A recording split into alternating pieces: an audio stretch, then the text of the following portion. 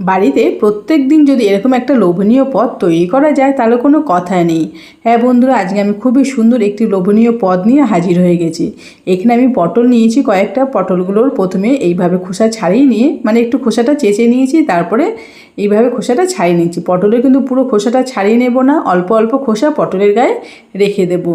এইভাবে একদিন আপনারা রান্না করে দেখবেন, খেতে কিন্তু দারুণ হয়, একদম অনুষ্ঠান বাড়ির মতন কিন্তু আজ এই রেসিপিটি তৈরি করে নিয়েছি। পটলগুলোকে এইভাবে টুকরো টুকরো করে নিচ্ছি। সবগুলো পটলকে ঠিক এইভাবে কেটে নিয়েছি। এবার পটলগুলো ভালো করে ধুয়ে নিয়ে পটলের মধ্যে লবণ, হলুদ আর একটু সর্ষে তেল দিয়ে এগুলোকে মাখিয়ে রেখে দেবো 5 মিনিটের মতন। এবার কড়াইতে সর্ষে তেল দিয়ে দিলাম। তেলটা গরম হতেই পটলগুলোকে লাল লাল করে ভেজে তুলে নেব। পটলটা ভাজতে একটু সময় লাগে, একটু সময় নিয়ে পটলটাকে একটু ভেজে নিতে হবে। এইভাবে বাড়িতে তৈরি করাতে সবার কিন্তু খুবই পছন্দ হয়েছিল। দেখুন পটলগুলো ভাজা হয়ে গেছে, পটলগুলোকে এবার তুলে নিচ্ছি। এবার কড়াইতে যেটুকু তেল ছিল ওই তেলের মধ্যে চিংড়ি মাছ ভেজে নিলাম। চিংড়ি মাছের মধ্যে কিন্তু আর নুন হলুদ কিছুই দিলাম না, কারণ তেলের মধ্যে ছিল, সেটাতেই কিন্তু চিংড়ি মাছটা খুব সুন্দরভাবে লাল লাল করে ভাজা হয়ে গেছে। এবার একটা মশলা তৈরি করে নিচ্ছি, আদা, রসুন, কাঁচা লঙ্কা আর জিরে দিয়ে।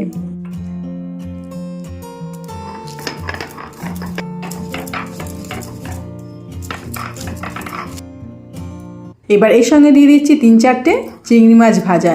এই মশলার সঙ্গে চিংড়ি মাছ বেটে নিলে খেতে কিন্তু দারুণ টেস্টি হয়, একদম অন্য রকম একটি রেসিপি। চিংড়ি মাছটাও বাটা হয়ে গেছে। এবার মশলার সঙ্গে চিংড়ি মাছটাকে বেশ ভালো করে মিশিয়ে নিয়েছি। মশলা কিন্তু খুব সুন্দরভাবে রেডি হয়ে গেছে। মশলাটা একটা বাটিতে তুলে নিচ্ছি। এবার কড়াইতে আবার একটু সর্ষে তেল দিয়ে দিলাম। এই তেলের মধ্যে একটা শুকনো লঙ্কা দিয়ে দিলাম ফোড়ন হিসেবে। এবার একটা পেঁয়াজ কুচি দিয়ে দিলাম। পেঁয়াজটা একটু লাল লাল করে ভেজে নেব। পেঁয়াজটা যেই ভাজা হয়ে গেছে, এবার এর মধ্যে সেই বেটে রাখা মশলাটা দিয়ে দিলাম। এবার দিয়ে দিচ্ছি স্বাদ অনুযায়ী লবণ, হলুদ, কাশ্মীরি লঙ্কার গুঁড়ো আর টমেটো কুচি। এবার সব দিয়ে মশলাটাকে ভালো করে কষিয়ে নেব। মশলাটা কষাতে কষাতে অল্প একটু জল দিয়ে দিলাম, যাতে মশলাটা আরও খুব সুন্দরভাবে কষে যায় আর মশলা থেকে তেল ছাড়তে শুরু করে। এবার একটু ঢাকা দিয়ে রেখে দেবো। 3 থেকে 4 মিনিট মতন ঢাকা দিয়ে রেখেছিলাম। গ্যাসটাকে লোতে রেখে দেখুন মশলাটা কিন্তু খুব সুন্দরভাবে কষানো হয়ে গেছে আর মশলা থেকে কিন্তু তেল বেরোতে শুরু করেছে। এবার এর মধ্যে দিয়ে দিচ্ছি পরিমাণ মতো জল। জলটা দিয়ে মশলাটা ভালো করে মিশিয়ে নিচ্ছি। এবার এই তরকারিতে দিয়ে দিচ্ছি সেই ভেজে রাখা পটলগুলো।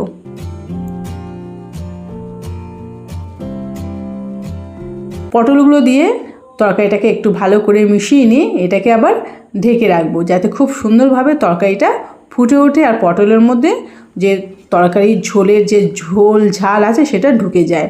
এবার দেখুন তরকারিটা কত সুন্দরভাবে ফুটে উঠেছে। এবার এর মধ্যে দিয়ে দেবো সেই ভেজে রাখা চিংড়ি মাছগুলো, যেটা দিলে কিন্তু স্বাদ আরও বেড়ে যাবে।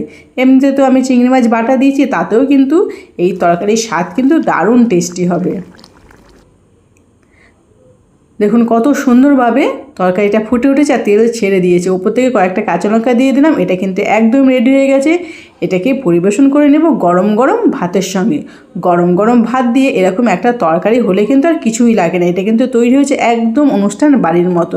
আজকের রেসিপিটি কেমন লাগলো অবশ্যই জানাবেন।